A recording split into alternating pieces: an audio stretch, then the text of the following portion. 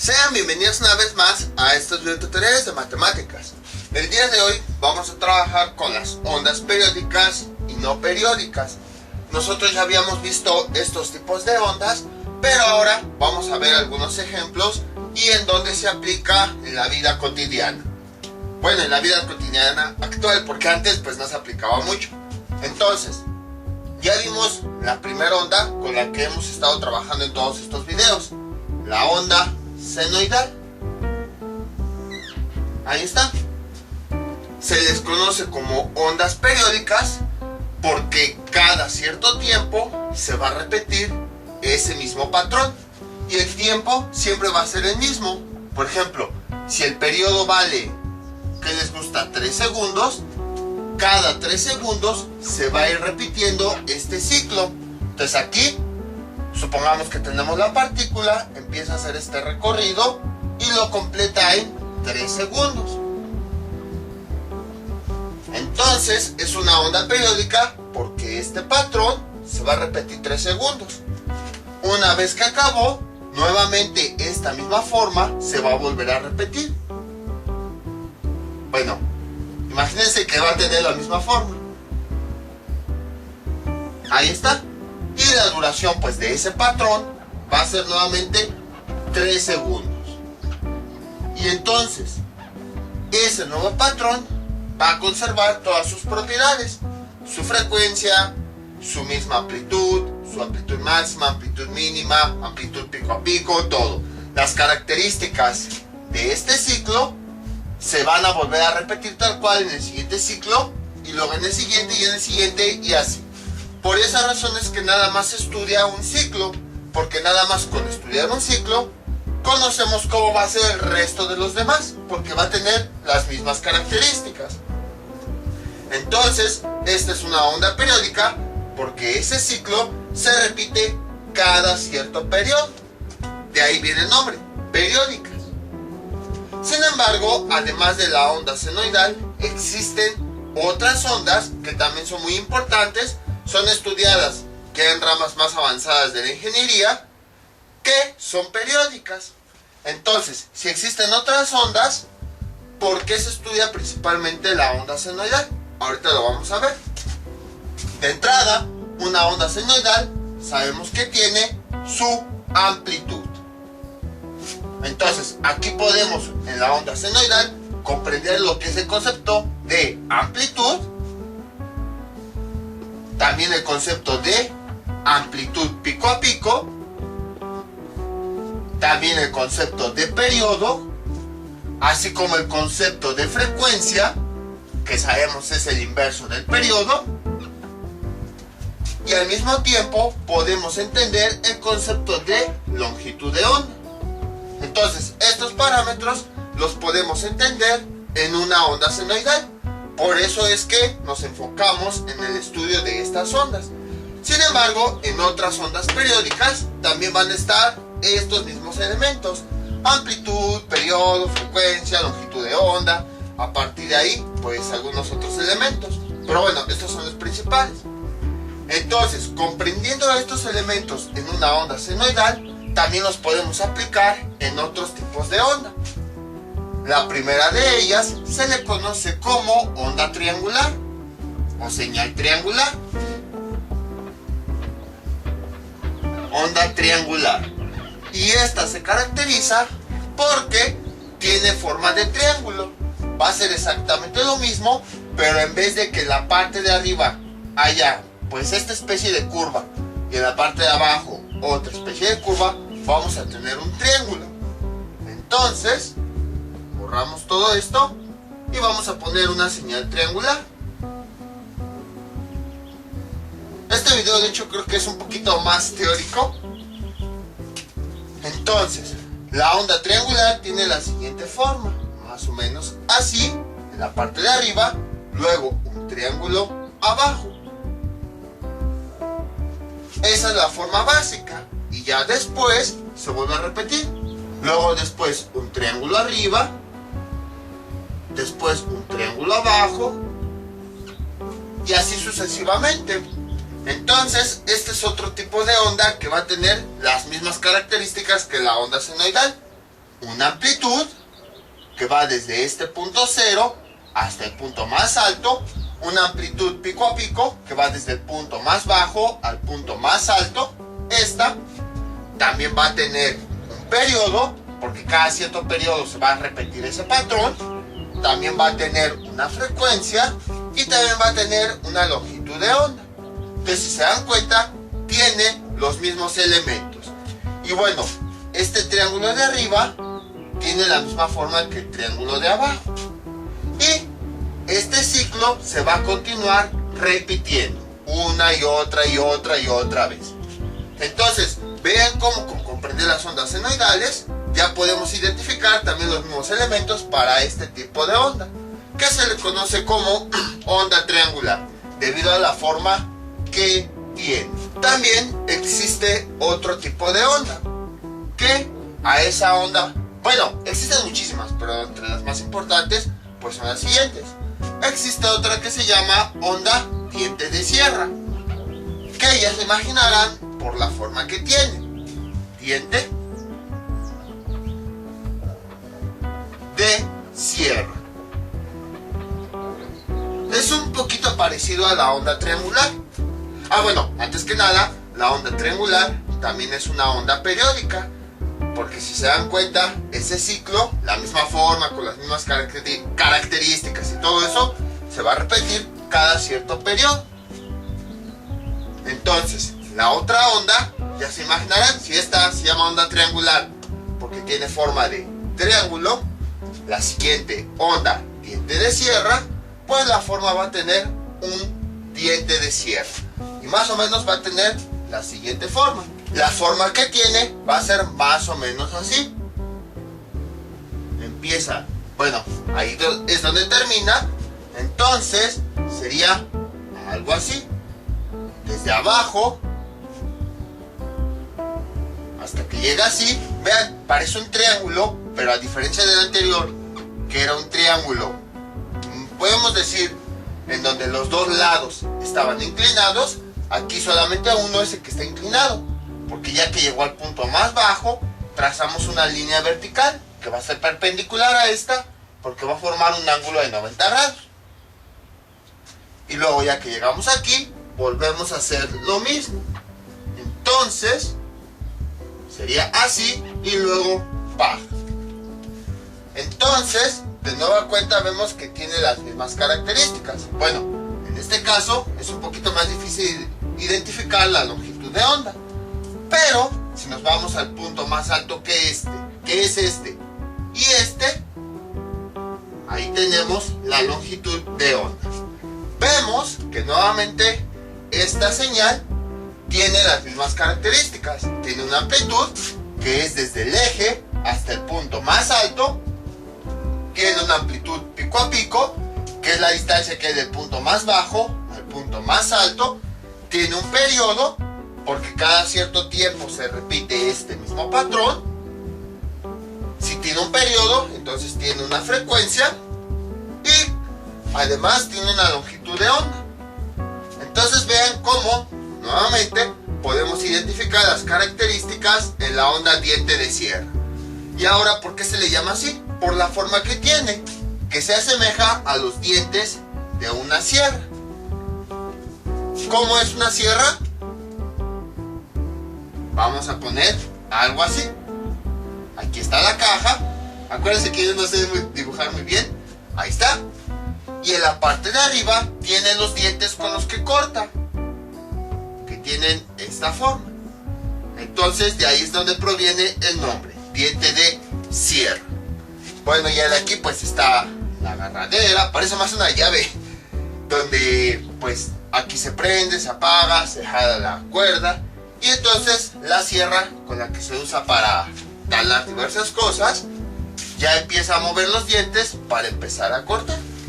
Entonces de ahí es donde proviene el nombre, onda diente de sierra. Ahora, a lo mejor se preguntarán, ¿y todas estas ondas en dónde se aplican? Ahorita vamos a ver una onda que sí se aplica más seguido de lo que creen. ¿Se acuerdan que hace tiempo, cuando nosotros veíamos algunas expresiones algebraicas, por ejemplo, x² más 5x por decir algo, y yo les decía, toda expresión algebraica nos representa la fórmula del funcionamiento de algo. Por ejemplo, tenemos aquí algún dispositivo que su funcionamiento es descrito por... Entonces, a lo mejor aquí tenemos este dispositivo que funciona precisamente con esta expresión, x cuadrada más 5x. A lo mejor un celular. O sea, además es un decir, porque nosotros sabemos que un celular pues va a necesitar una ecuación más compleja que describa su funcionamiento. Entonces x nos representa una variable, a lo mejor la cantidad de corriente eléctrica. Entonces, en ese dispositivo, nosotros, bueno, yo les había comentado que introducimos algo. A lo mejor gasolina, si es un carro, a lo mejor electricidad, si es un celular, algo. Y a la salida obtenemos otra cosa. A lo mejor introducimos electricidad, luego tecleamos botones y a partir de aquí el celular muestra una cierta función. A lo mejor que se prenda la pantalla, que se ejecute una aplicación, algo así. En el caso del carro, introducimos gasolina, luego presionamos algún pedal o giramos la llave y el carro empieza a avanzar. Esa es la salida. Entonces, a grandes rasgos, o sea, así muy a grandes rasgos, porque pues obviamente se tiene que hacer muchos análisis, es como funcionan todas las cosas que nosotros ocupamos en nuestra vida diaria. Entonces, este tipo de ondas que nosotros habíamos visto son las que se introducen en el dispositivo, descrito por esta ecuación, y a partir de la onda introducida, a lo mejor una onda senoidal, a lo mejor una onda triangular, a lo mejor una onda diente de sierra, vemos cuál es el comportamiento de este sistema y vemos qué es lo que nos entrega a la salida. De hecho, a todo esto, a la rama de la ingeniería que estudia todo esto, se le llama ingeniería de control. Precisamente porque queremos ver cómo es la respuesta, así se le llama a este elemento, la respuesta que se obtiene a partir de una determinada entrada. Y a partir de ahí, pues realizamos todos los análisis necesarios para ver qué ajustes tenemos que realizar, cómo va a responder, cuál es la mejor señal que nos va a mostrar de entrada, que nos va a mostrar la mejor respuesta, qué es lo que va a hacer este sistema, cómo va a reaccionar, cuáles son los ajustes, cuáles son sus parámetros, sus características, todo eso. Entonces todo eso ya se estudia dentro de la ingeniería de control. Como pueden observar, tiene muchísimas aplicaciones. Por esa razón, aquí apenas estamos dando la breve introducción. Si se preguntaban cómo funcionaban todas las cosas, así es como funcionan, básicamente. Cualquier cosa que ustedes vean, que un avión, que un carro, una televisión, una tablet, un celular, una computadora, una cámara, una maquinaria de ropa, una maquinaria para diseñar algún producto, o sea, todos los inventos, como un lápiz, una pluma, o sea, todo lo que ven a su alrededor, así es como se diseña. Se diseña el dispositivo, se encuentra la ecuación que nos va a describir su funcionamiento, se introducen algunas señales periódicas para ver cómo va a ser su comportamiento y para ver qué respuesta tenemos, para ver si ese dispositivo diseñado se puede utilizar o si se tiene que realizar ajustes o todo eso. Entonces, si se preguntaban, es que las matemáticas nunca las aplicamos para nada, pues aquí está la respuesta. En todo lo que ustedes están ocupando, hasta el más mínimo detalle, se están aplicando para diseñar precisamente ese objeto. Nada más que obviamente pues ustedes no analizan, pues aquí tengo una x cuadrada más 5x. No, ustedes ya trabajan con el resultado, pero todo el trabajo que hay detrás de cómo se elaboró es esto. Y de eso se encarga el control. Pero les digo, esto es así, literal, a grandes rasgos. Porque se tiene que analizar pues el tipo de señal, las respuestas que hay, su respuesta en frecuencia, los parámetros más importantes, También para saber que, por ejemplo, va a funcionar un sistema y no va a explotar. Aunque no lo crean, así podemos decir, no va a explotar, sino que se va a estabilizar. La respuesta a cierta entrada, luego la función de transferencia. Bueno, ya me estoy adelantando. A esta función que describe el funcionamiento de un sistema se le conoce como función de transferencia. Entonces, algunos lo definen también como la relación entre la señal de entrada y la señal que vamos a tener a la salida. Y todo eso es lo que se realiza cuando se está diseñando un dispositivo. Entonces vean cómo para ocupar las cosas que ocupamos cotidianamente necesitamos todo este análisis. Lo que es las funciones algebraicas, operarlas, todo eso, utilizarlas, conocer las ondas senoidales, otro tipo de ondas con sus amplitudes, todo eso. Vean cómo todo lo estamos ocupando. Y era como les decía, en matemáticas se necesita un conocimiento que se va a ocupar después y así sucesivamente. Entonces aquí, bueno, tenemos a grandes rasgos una aplicación de las ondas periódicas. Ahora bien, regresando a todo esto, hay otro tipo de onda que es igual de importante. Y a esa onda se le conoce como onda cuadrada. Onda cuadrada. Y pues ya se imaginarán en qué consiste. Va a ser una onda que va a tener su amplitud pico a pico, su longitud de onda, su periodo, pero la forma que va a tener va a ser de un cuadrado. Bueno, más o menos. Una forma cuadrangular, de un cuadrilátero, mejor dicho, porque no va a ser un cuadrado perfecto. Y esa onda es la siguiente.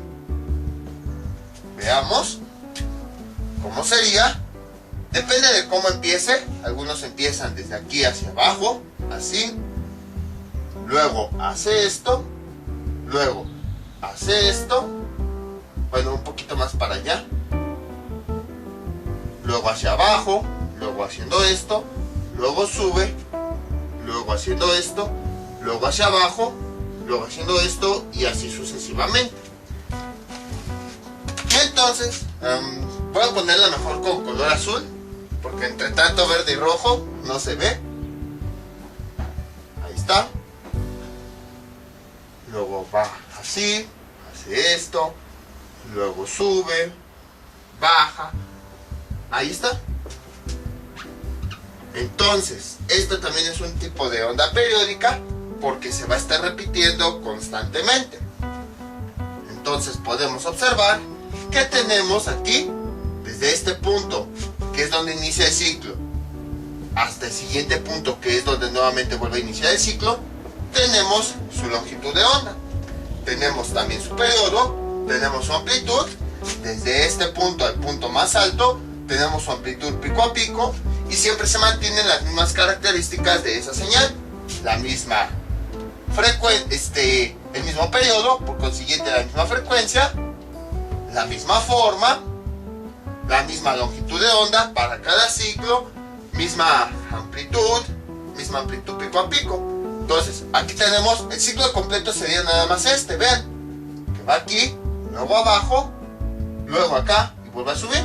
Bueno, sería hasta acá, porque ya después iniciaría nuevamente otro ciclo de la misma forma, que sube, luego baja, va hacia abajo y así.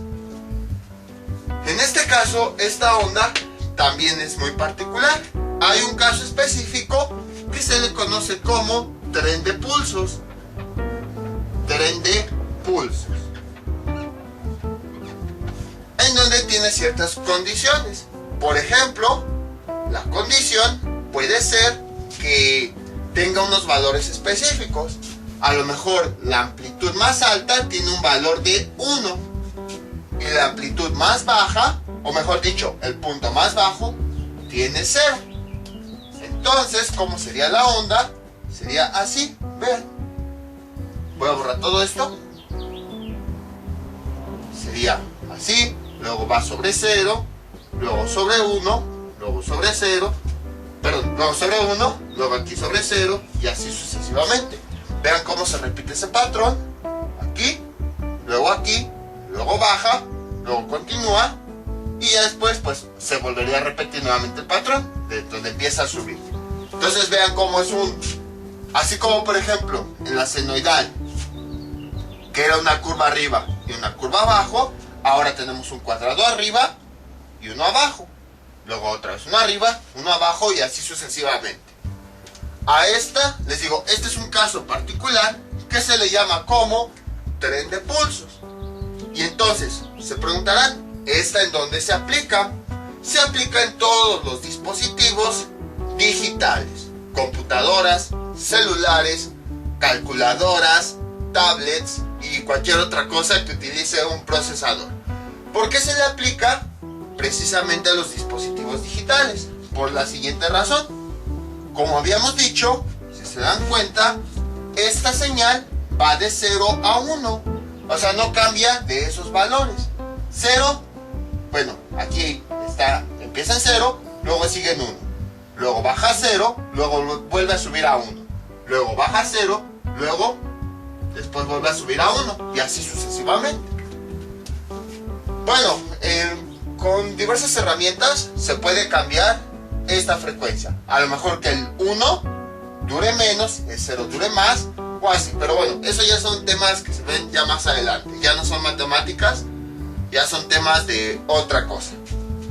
Entonces, hace tiempo habíamos explicado a grandes rasgos cómo funcionan las computadoras. Desde la antigüedad, cuando seguramente lo han visto en imágenes, eran dispositivos así, digo antigüedad como si fueran hace miles de años, eran dispositivos así gigantescos, que funcionaban básicamente con foquitos, podemos decirle así. Entonces, les voy a poner una imagen.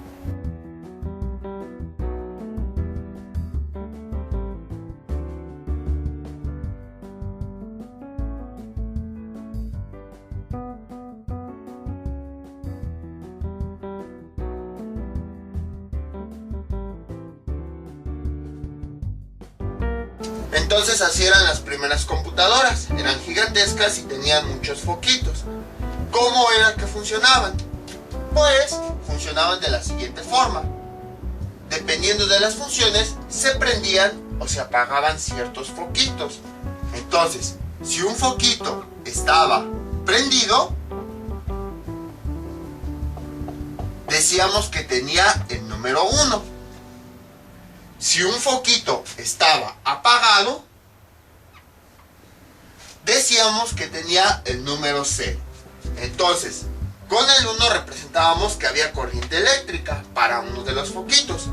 Y con el 0 representábamos que no había corriente eléctrica. Por eso los foquitos estaban apagados.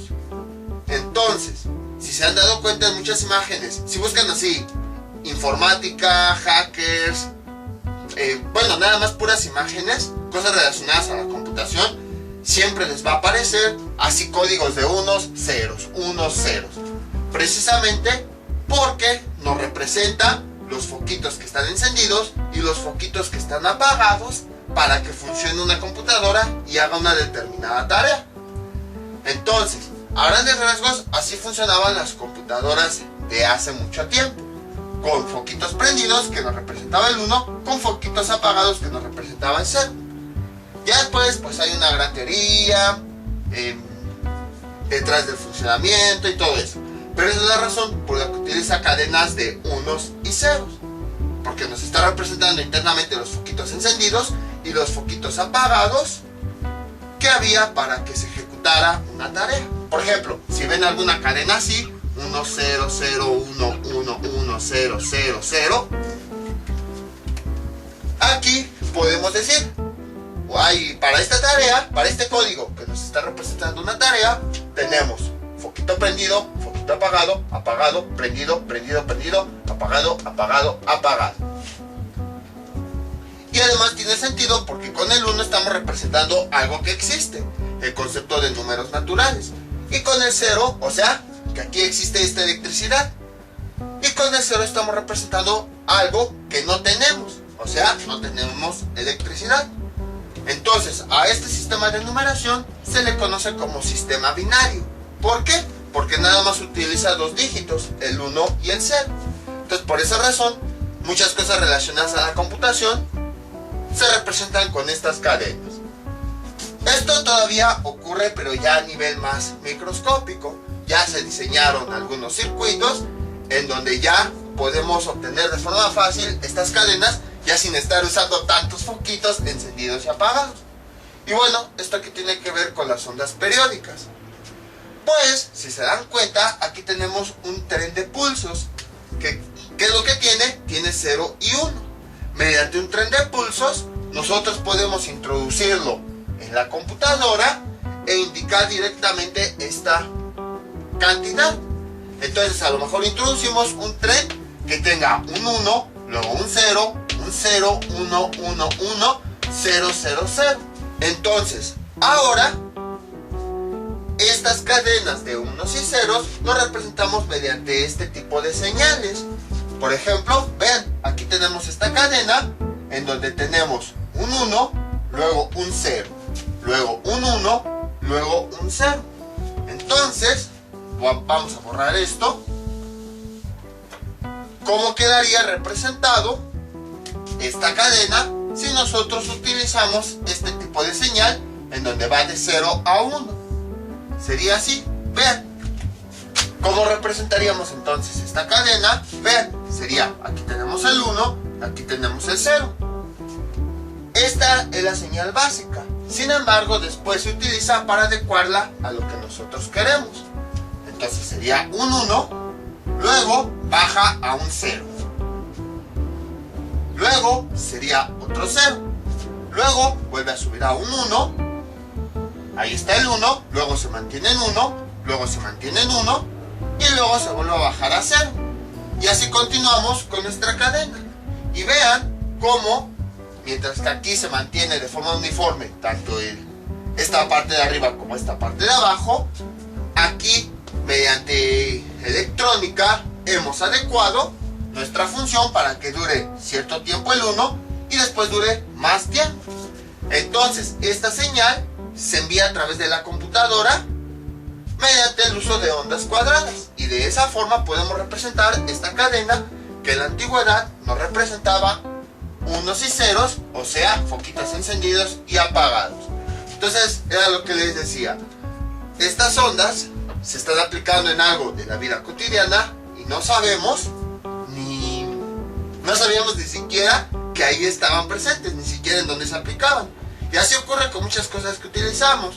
Nosotros las tenemos, pero no sabemos qué hay adentro, cómo funcionan, qué hay detrás de todo ello. Seguramente han de preguntarse, y bueno, a mí de qué me sirve conocer la frecuencia. Pues, ¿cómo les puedo decir esto? Cuando van a comprar una computadora o un celular, algo que checan siempre es, bueno, aparte de la memoria, la cantidad de almacenamiento y todo eso, algo que siempre checan es la mal llamada velocidad del procesador. ¿Por qué mal llamada? Porque sabemos que la velocidad se mide en metros sobre segundo. Velocidad del procesador.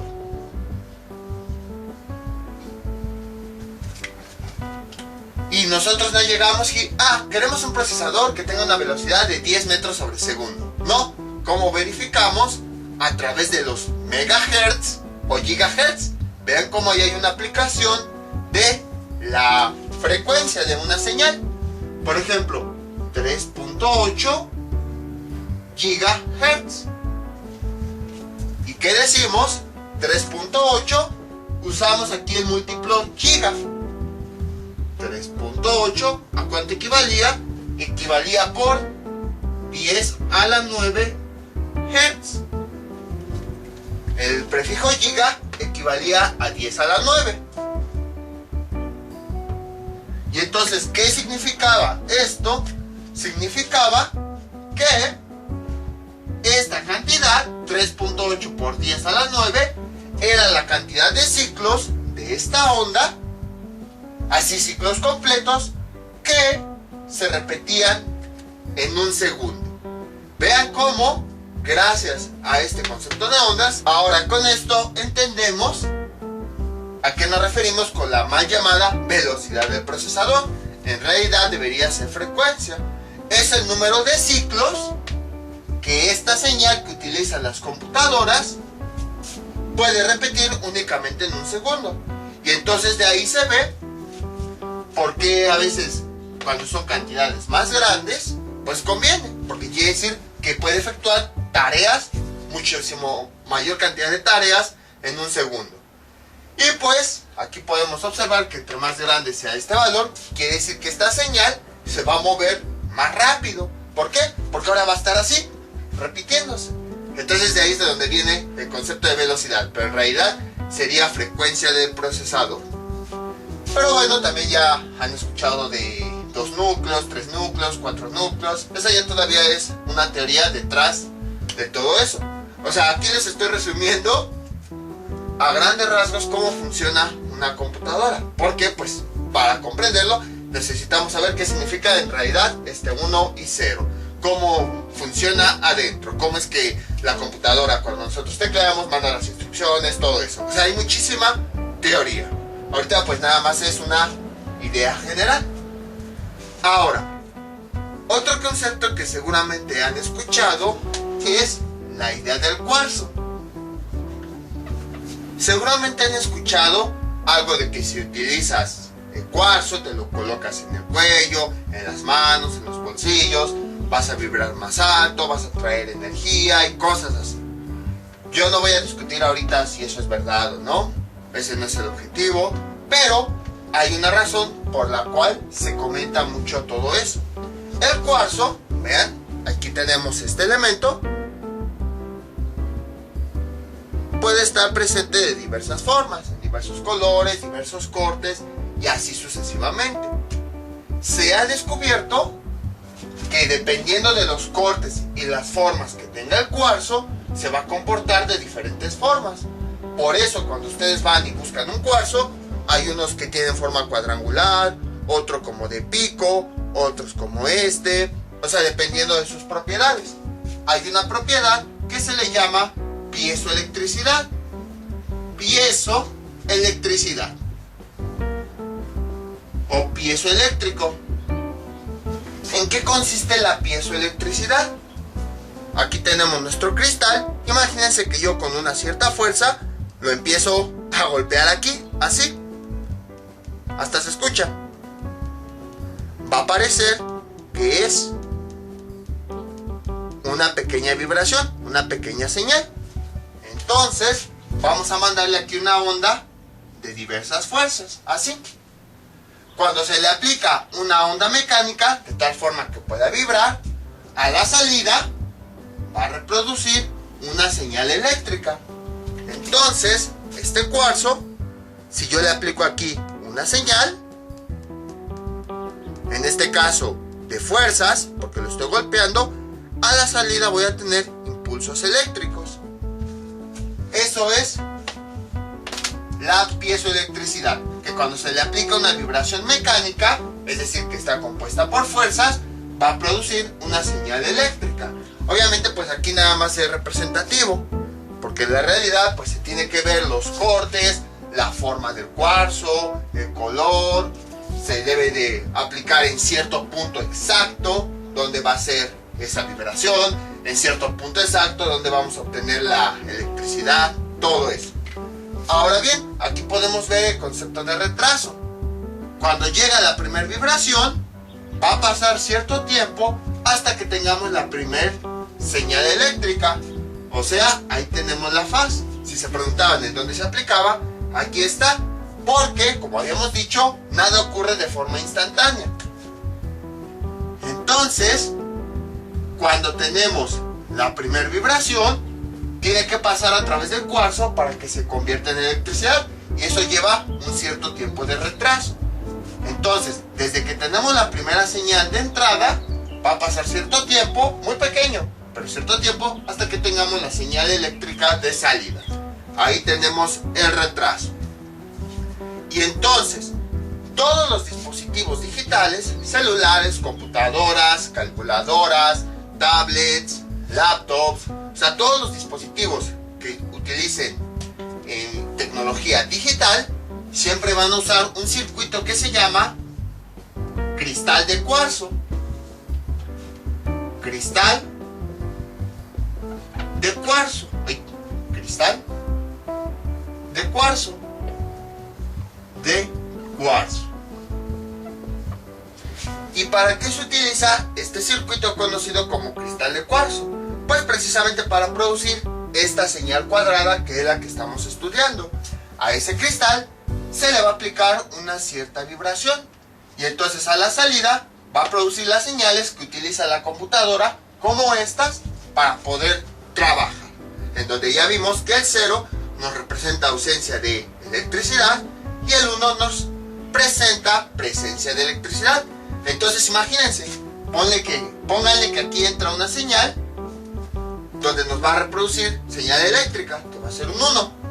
Deja de vibrar, entonces este cristal va a mandar ausencia de señal eléctrica porque no la va a producir, entonces nos va a mandar un 0.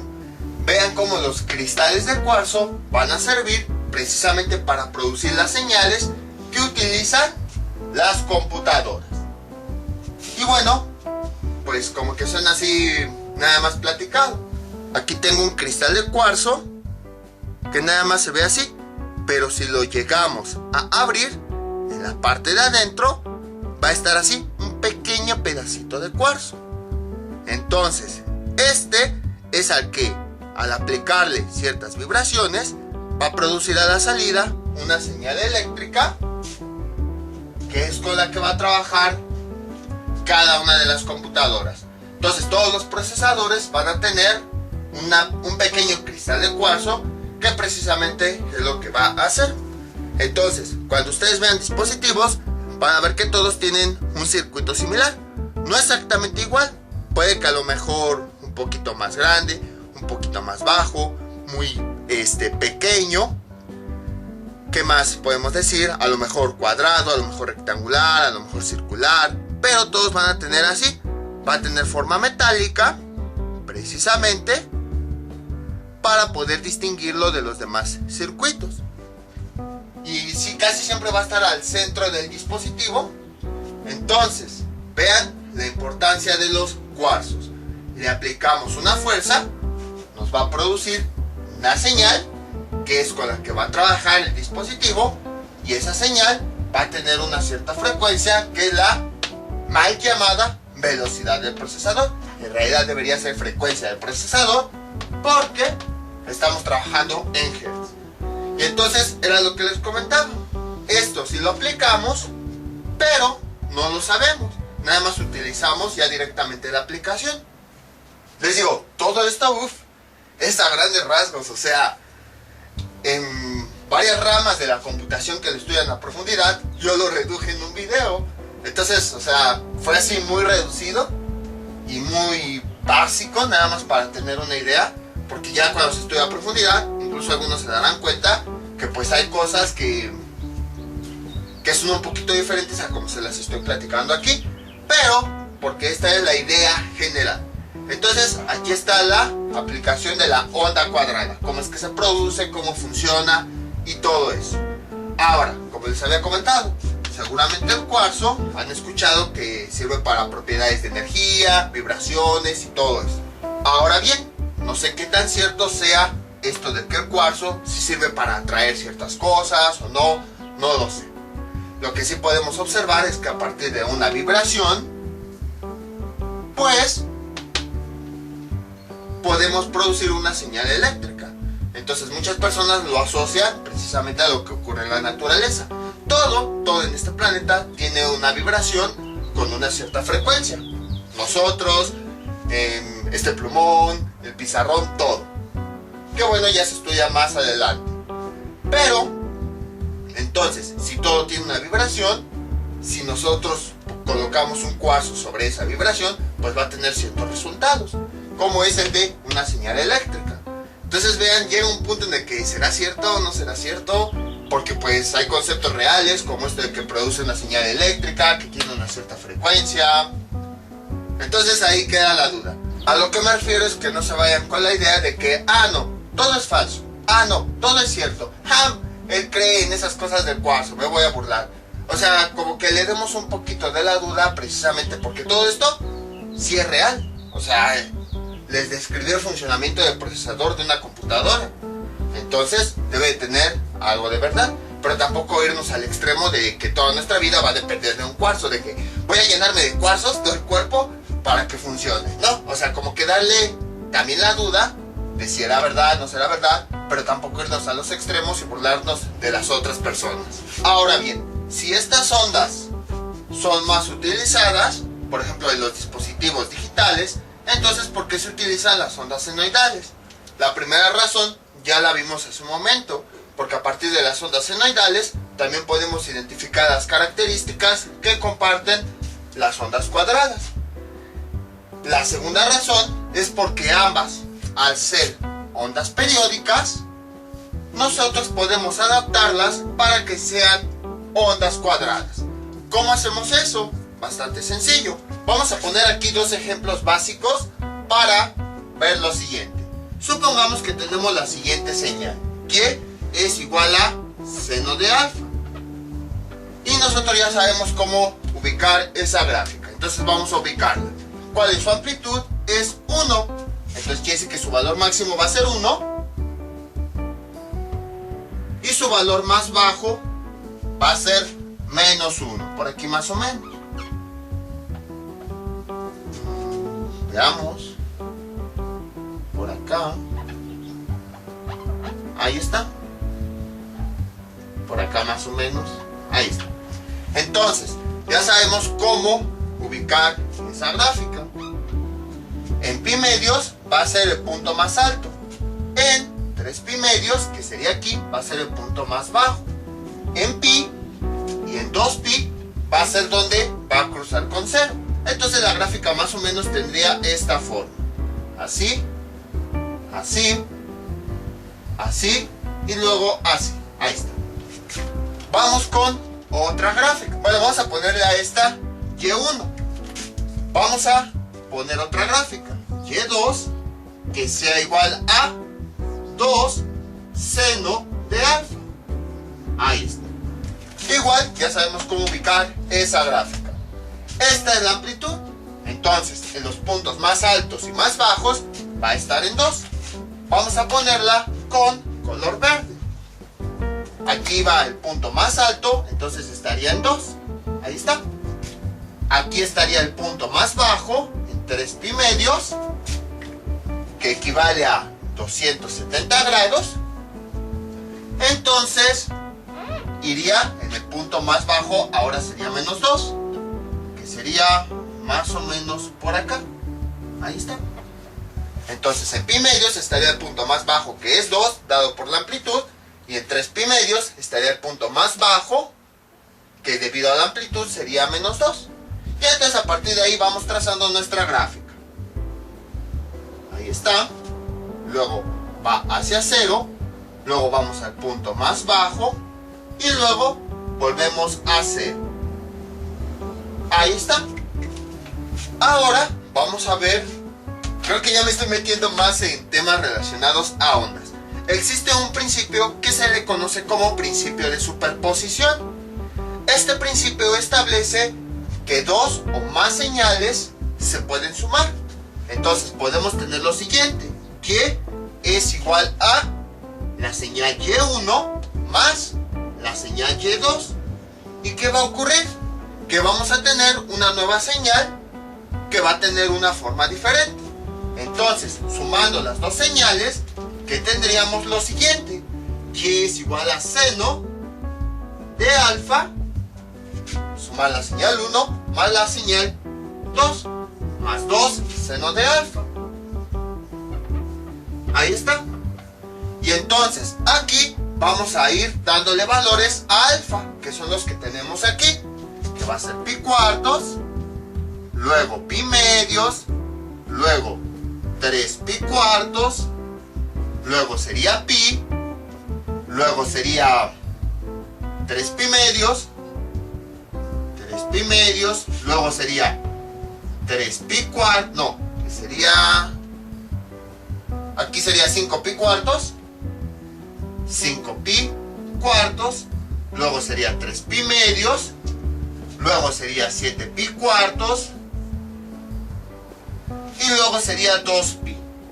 Que sabemos, cada uno nos representa un ángulo. Aquí serían 45 grados, 90 grados, 135 grados y así sucesivamente. Entonces, para esta función, esta nueva función, vamos a ir sustituyendo estos valores. Entonces vamos con el primer valor. ¿Cómo quedaría? Así. Y es igual a seno de alfa, que va a valer pi cuartos, o sea 45 grados, más 2 seno de alfa, que cuánto va a valer. Ah, bueno, me falta un valor. Espérenme, con razón me sobró un espacio. Pero pues qué flojera volver a repetir todo. Que es el de 0 grados, pues es donde empieza nuestra función. Entonces, vamos a cambiarlo. Tenemos seno de alfa, que vale 0 grados, más 2 seno de alfa, 2 seno de alfa, que vale 0. ¿Y esto cuánto nos da? Seno de 0 nos da 0, más 2, seno de 0, ¿cuánto nos da? 0. 2 por 0 nos da 0, y 0 más 0 nos da 0. Entonces, para este primer caso, cuando alfa, voy a ponerlo aquí abajo, cuando alfa vale 0, y ¿cuánto nos da como resultado? 0. Entonces, en esta misma función, que va a ser producto de la suma de las dos funciones anteriores, vamos a sustituir estos valores. Vamos a ir sustituyendo distintos valores de alfa y vamos a ver qué valores de y vamos a obtener. Y entonces, a partir de ahí, vamos a realizar la gráfica. Voy a pausar el video para escribir aquí los valores que vamos a ir obteniendo. Listo, ya obtuvimos los valores. Aquí tenemos los valores de alfa y aquí tenemos los valores resultantes de esta y. Entonces vean, cuando alfa vale 0, y vale 0. Cuando alfa vale pi cuartos, y vale 2.12. Cuando alfa vale pi medios, y vale 3. Cuando alfa vale 3 pi cuartos, y vale 2.12 y así sucesivamente. Si ubicamos los puntos, tenemos lo siguiente. Cuando alfa vale 0, y vale 0. Cuando alfa vale pi cuartos, y vale 2.12. Sería más o menos por aquí. Cuando alfa vale pi medios, y vale 3. Cuando alfa vale 3 pi cuartos, vale 2.12. Y cuando alfa vale pi, vale 0. Sería aquí. Luego, cuando alfa vale 5 pi cuartos, vale 2.12. Bueno, más bien menos 2.12. Sería más o menos por acá. Cuando alfa vale 3 pi medios, vale menos 3, que sería más o menos por acá. Cuando alfa vale 7 pi cuartos, que sería aquí, y vale menos 2.12. Y cuando finalmente vale 2 pi, vale 0. Y entonces aquí tenemos la nueva función, que sería algo así. Entonces vean cómo cuando nosotros sumamos dos señales diferentes, obtuvimos una nueva señal. Y si se dan cuenta, en este caso tiene sentido, porque vean, pi medios, ¿cuánto vale en la primera gráfica? Vale 1. ¿Cuánto vale en la segunda gráfica? 2. Entonces, cuando alfa vale pi medios, aquí sería también pi medios, seno de pi medios nos da 1. Seno de pi medios nos da 1. Ahí está. 1 más 2 por 1, ¿cuánto nos da? 2. Y 1 más 2 nos da 3. Entonces vean, cuando sumamos este punto que vale 1 más este punto que nos da 2, cuando alfa vale pi medios, ¿cuánto nos da como resultado según la gráfica? 3. Y es precisamente lo que tenemos aquí. Entonces vean cómo sí coincide el principio de superposición, que cuando sumamos dos señales vamos a obtener una tercera. ¿Y esto qué tiene que ver? Aquí pues sumamos señales básicas, pero podemos ponerle, por ejemplo, señales con desfasamiento. A lo mejor aquí más pi quintos y a lo mejor aquí menos pi tercios. ¿Y eso qué va a ocasionar? Que tengamos todavía otras señales nuevas. Por ejemplo, imagínense que a lo mejor nos da una señal parecida a esta, que sería algo así, y luego nos daría una señal aquí abajo, así. Luego, imagínense que seguimos buscando señales que sumar, y ahora nos da una señal parecida a esta. Vean, esta de color verde, a lo mejor una que haga esto así, y en la parte de abajo una que haga esto así, hasta que sube. Luego, imagínense que seguimos sumando más señales y vamos a tener una señal parecida a esta, algo así. Y luego, en la parte de abajo sería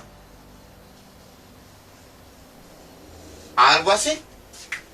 Y luego seguimos sumando más señales y nos va a dar una señal resultante, algo parecido a esto, vean, algo así. Bueno, vamos a más arriba, ahí está. Y luego aquí así, más o menos así. Y vean, vamos a seguir sumando señales hasta que llega un punto en el que el contorno de la señal va a tener la siguiente forma. Y ahí tenemos la señal cuadrada. En otras palabras, estas tres señales se obtienen a partir de la suma de varias señales senoidales. Y entonces por eso se trabaja con las funciones senoidales, porque es la base que nosotros podemos utilizar, porque al aplicarle desfases, amplitudes, frecuencias, todo eso, cuando nosotros realizamos sumas de señales, podemos obtener las señales que tenemos aquí. Entonces, estas señales podemos decir que surgen a partir de la combinación de sumas y restas de señales senoidales básicas. Esa es la razón por la que se estudia la señal senoidal como base, porque la podemos usar para que cuando la sumemos o restemos obtengamos las otras señales. Ahora bien, todas estas a final de cuentas son señales periódicas. Esto lo podemos hacer precisamente porque son señales periódicas, es decir, van a tener el mismo periodo. Si se dan cuenta, en todas las señales que pusimos era el mismo periodo. Aquí era la mitad, aquí era la otra mitad. Aunque tenía esas curvas, seguía manteniendo el mismo periodo. Entonces, si tiene el mismo periodo, pues tiene la misma frecuencia. Y de esa forma, sumamos diferentes señales, a lo mejor mismo periodo, pero desfasamientos y todo eso, y al final de cuentas nos da la señal cuadrada. Les pongo la señal cuadrada porque es la, vamos a decirlo así, la más complicada de sumar. Por ejemplo, una señal no periódica sería la siguiente. Vamos a poner aquí nuestros ejes. Voy a exagerarla. A lo mejor una que va así, luego hace esto, luego regresa así, luego haciendo estas curvas, así todas raras. Vean, en ningún momento se repite el patrón, justo como aquí. Entonces, mientras que en estas que son periódicas, después de cierto tiempo se repite el patrón, aquí no se está repitiendo. Y una señal no periódica muy común es el famoso ruido. El ruido también se puede medir como si fuera una señal. Es una señal no periódica. ¿Y saben cómo se obtiene el ruido? Así como, por ejemplo, sumamos señales periódicas para obtener otro tipo de señal periódica, el ruido lo podemos definir como una señal que tiene la suma de todas las señales con diferentes frecuencias. Por ejemplo, a lo mejor, vean, esta es la forma que tiene el ruido. Incluso, si llegan a ver una animación en internet, cuando vean el ruido, siempre se va a representar así con muchas líneas, todas juntas, una más abajo, otra más arriba, así. Siempre se va a representar el ruido así. ¿Tiene sentido? Sí, porque, como habíamos comentado, se refiere a la suma de todas las señales con distintas frecuencias. Por ejemplo, con distintas frecuencias, con distintos periodos, así. Entonces, aquí tenemos una señal. Vamos a poner otra señal periódica con diferente amplitud y diferente periodo. Ahí está. Vamos a poner otra señal que tenga otra amplitud y otro periodo diferente. Vamos a poner otra señal que tenga a lo mejor esta amplitud y otro periodo. Vean cómo, si seguimos sumando muchas señales, llega un punto en el que tenemos esta gráfica.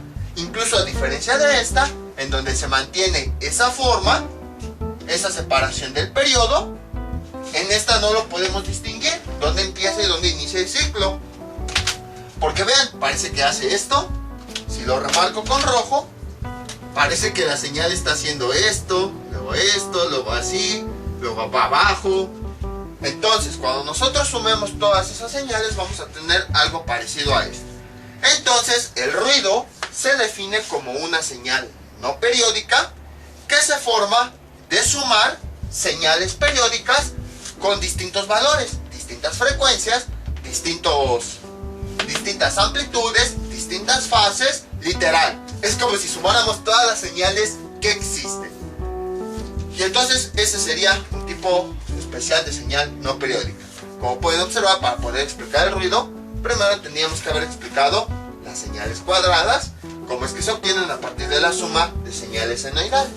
Entonces, es muy interesante todo esto. Esto nada más es una introducción para que vean todo lo que se puede empezar a aprender después.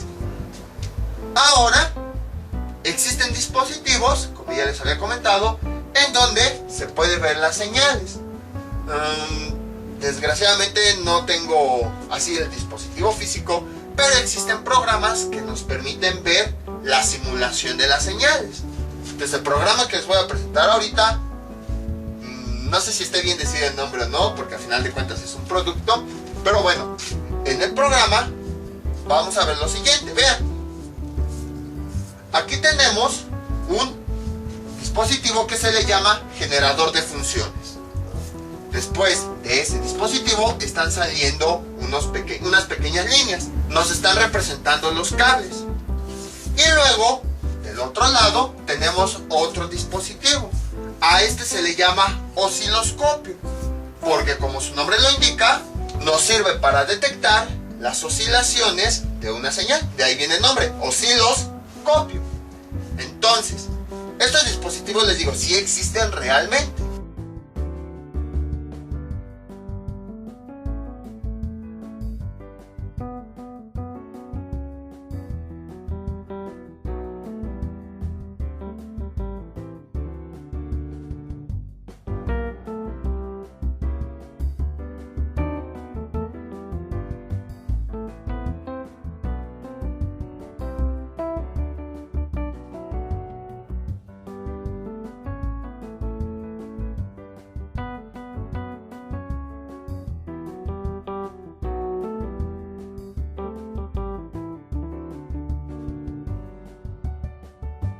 Nada más que aquí, pues como no tengo acceso a uno debido a la pandemia, estamos usando una simulación.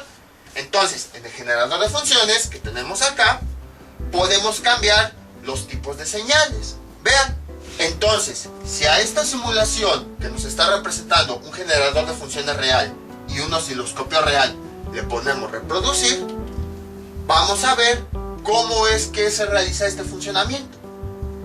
El generador de funciones, generador de señales o generador de ondas, le podemos modificar la amplitud, la frecuencia y el tipo de señal. Vean, vamos a hacer aquí algunas modificaciones de amplitud, de frecuencia o de señal. Y en el osciloscopio, que nos está representando un osciloscopio real, podemos ver todo eso. Podemos ver la amplitud, podemos ver la frecuencia y podemos ver el tipo de onda. Inicialmente estamos con una onda senoidal, que es la que más se ocupa. Vean cómo si modifico la amplitud en el generador, en el osciloscopio también se modifica la imagen. Se ve cómo la señal va a crecer o va a disminuir. Ahora, si modifico la frecuencia, vean cómo la señal se va a alargar o se va a acercar. Así como nosotros habíamos visto en estas gráficas, bueno, en las gráficas de los ejercicios. Y ahora vean cómo, si en el generador cambio el tipo de señal, vean cómo en el osciloscopio voy a tener una nueva señal. Por ejemplo, vean, voy a cambiar la señal triangular y vean cómo en el osciloscopio tengo una señal triangular. Vean cómo cambio la onda diente de sierra y en el osciloscopio voy a tener diente de sierra. Vean cómo cambio ahora a onda cuadrada y en el osciloscopio tengo una onda cuadrada. Y entonces aquí está una representación gráfica de cómo se ven los dispositivos de forma real. Si existe un generador en donde se le pueden apretar los botones para hacer esas modificaciones, si existe un osciloscopio en donde se puede ver esa señal y de esa forma se pueden estudiar de una mejor manera la señal. Entonces, les digo, me hubiera gustado enseñárselos en vivo, pero pues no cuento con los dispositivos. Entonces, aquí podemos ver una representación de cómo es que se obtienen las señales, cómo se miden, cómo se ven, cómo se estudian. Y esto, como pueden observar, es la introducción a todas las señales que existen. Entonces, esto sería todo por el día de hoy. Mientras tanto, yo me despido. No olviden suscribirse, dejar sus comentarios y nos vemos para el próximo video tutorial. Hasta luego.